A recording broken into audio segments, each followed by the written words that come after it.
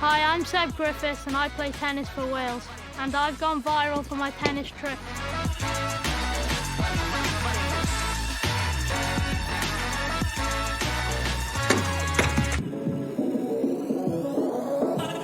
A'i hoff tric, yr un yma, sy'n cyfuno sgiliau pêl-droed a tennis. Cyn gorffen drwy'r fwrw'r bêl rhwng ei goesau. A dyma rai o driciau Seb I chi drio. Bounce y raced. Tabla'r bêl ar y raced ar y llawr, pan mae'r bêl yn bownsio nôl fyny, coda'r raced a bwrw'r bêl dros y rhwyd.